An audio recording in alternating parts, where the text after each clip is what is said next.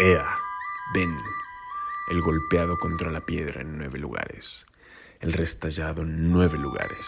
Ea, venid, a abrir nuestra sequía, tu cuatro, tu Caxóchitl.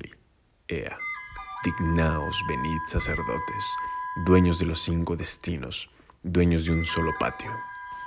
Vengamos a ver cuál es la persona que aquí nos daña al venerable Hijo de los Dioses. Dignaos, mi jícara preciosa, mi madre, la de la falda de jade. Aquí bañarás, aquí limpiarás al que nació en tu mano, al que vivió en tu mano. Según la visión del mundo prehispánico, el cuerpo humano era una representación a escala del universo, así como éste se componía de una serie de planos horizontales a diferentes alturas de un eje vertical en el cuerpo. Tal eje estaba constituido por la columna vertebral. A la mitad del universo se ubicaba la superficie terrestre y la parte correspondiente del cuerpo era el diafragma. Por arriba de la tierra, los 9 pisos celestes correspondían a los órganos torácicos y la cabeza, con el remolino de cabello en la coronilla, el sitio por donde se establecía la relación del ser humano con los planos superiores del universo.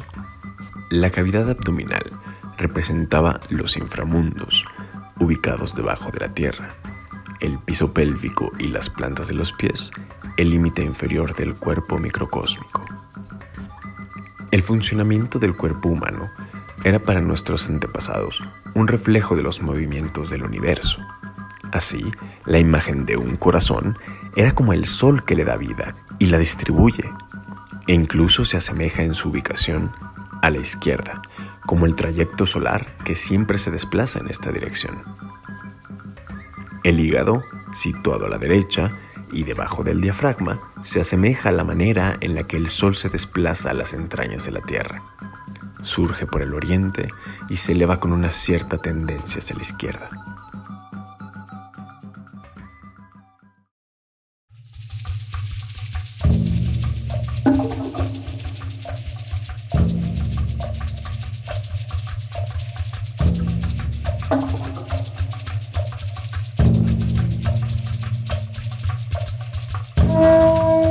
Los indígenas creían en la pérdida del alma, la intrusión de organismos extraños nocivos en el cuerpo, los métodos místicos de ascenso a los cielos y descenso a los infiernos para mejorar la salud del paciente, la práctica de limpias y otros procesos terapéuticos. Una de las ideas principales en la medicina prehispánica fue la cualidad fría o caliente de las enfermedades, los medicamentos y los alimentos.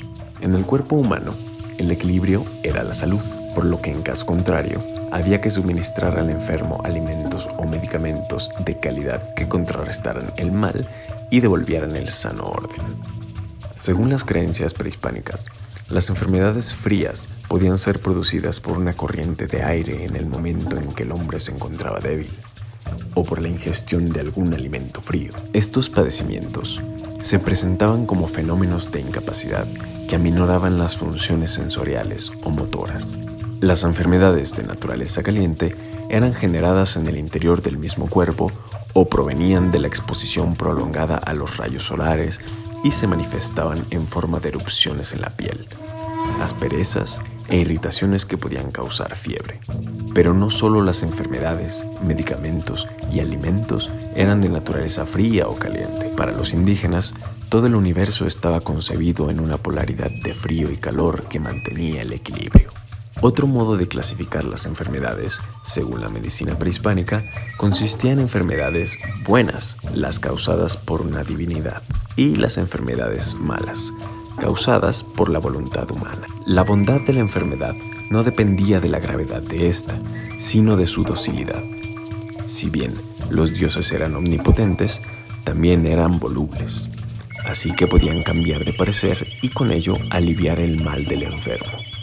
En el caso de los hombres, el rencor no les permitía cambiar de actitud y, por lo tanto, sanar. Para la sociedad indígena, las enfermedades podían obedecer a causas divinas, mágicas o naturales. De acuerdo con el origen del padecimiento, se recurría a medidas religiosas, mágicas o empíricas para suministrar el tratamiento adecuado. Los llamados hombres búhos, Tlatlacatecolo, eran los magos maléficos, cuyo proceder podía causar mucho daño, como perder las cosas solo con mirarlas o causar la muerte de los propietarios de las casas por pintar sus paredes. Otro tipo de males provenientes de los hombres, pero ajenos a su voluntad, era el mal de ojo, o el daño que los hombres de vida licenciosa causaban en la salud de su cónyuge. Para los padecimientos de origen natural, como las heridas, caídas, torceduras, mordeduras de animales y presencia de parásitos intestinales, eran empleados los tratamientos empíricos. Los indígenas creían que las enfermedades de origen divino eran causadas porque los seres sobrenaturales se comportaban caprichosos, volubles y susceptibles a las ofensas. Dentro de estos seres, las fuerzas o entidades anímicas jugaban un papel fundamental en la salud. El Teyolia, que se encontraba en el corazón, el Tonali en la cabeza y el Ijiyotl en el hígado. Según las creencias indígenas, la memoria, la voluntad y la emoción se asentaban en el corazón, de manera que cuando este y el Teyolia eran dañados debido a la mala conducta, sufrían un deterioro. El Tonali era adquirido en el seno materno, regulaba la temperatura del cuerpo y el crecimiento de la persona. En él residían la conciencia y la razón. Podía salir del organismo de forma temporal, ya sea de manera normal durante el sueño, la embriaguez o el coito, o de forma accidental, por un susto. Si esto ocurría, se corría el riesgo de ser capturado por seres sobrenaturales que provocaban enfermedades que podían causar la muerte. El Ijiyotl, que otorgaba la pasión, la vitalidad, el vigor, la valentía y la apetencia, podía ser dañado por una conducta reprobable, trayendo como consecuencia pena, pereza, angustia y locura. La medicina prehispánica solía ser una profesión nacida en el seno de la familia, hereditaria de padres a hijos, a través de una tradición oral, llamado tisiotl. Este oficio no se aprendía en los templos como era el caso de la danza, el canto, sino que era considerado un arte heredado, en el cual los padres desempeñaban el papel de maestro. Mientras el padre médico vivía, el hijo debía conformarse con aprender y solo podía ejercer el oficio al morir el progenitor. Como si de las actuales especialidades se tratara, quienes se dedicaban al oficio de médico podían ejercer como internista, tlama tepatiticitl, cirujano, texoxotla tisitl, flebotomista, tesoc, tesoani, comadrona, tlamat tiquisitl y herbolario, papiani panamacani. Varias fueron las deidades relacionadas con la medicina, entre ellas la diosa Tlazolteotl o Cenotl, deidad de la tierra y en parte también de la medicina, adorada por médicos, cirujanos, sangradores y parteras.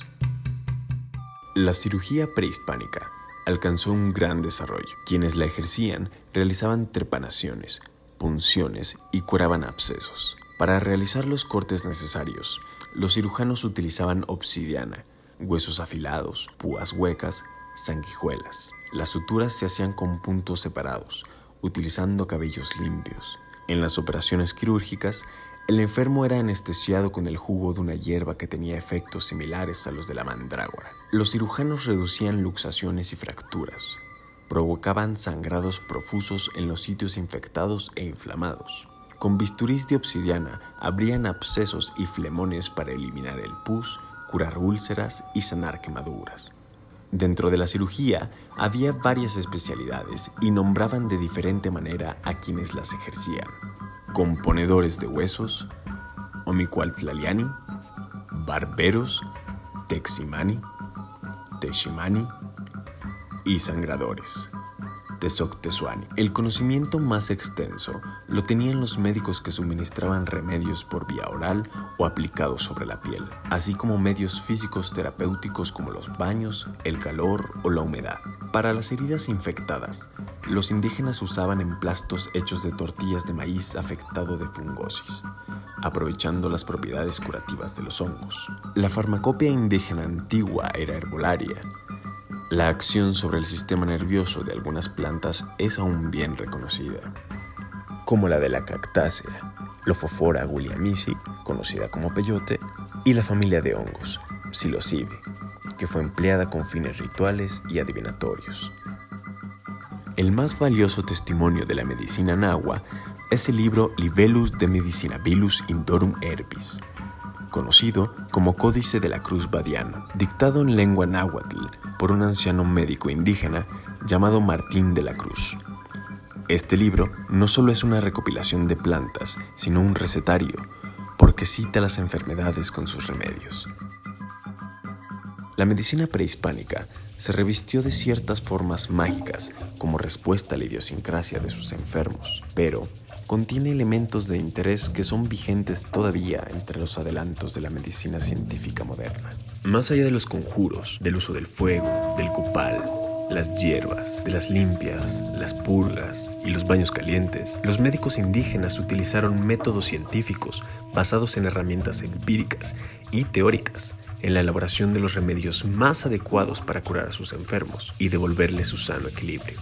Magia y ciencia combinadas para crear una medicina ancestral que curó cuerpos y almas, protegió vidas, devolvió esperanza y dejó un legado que permanece hasta nuestros días. Otro testimonio más de la sabiduría de una civilización que se niega a ser enterrada.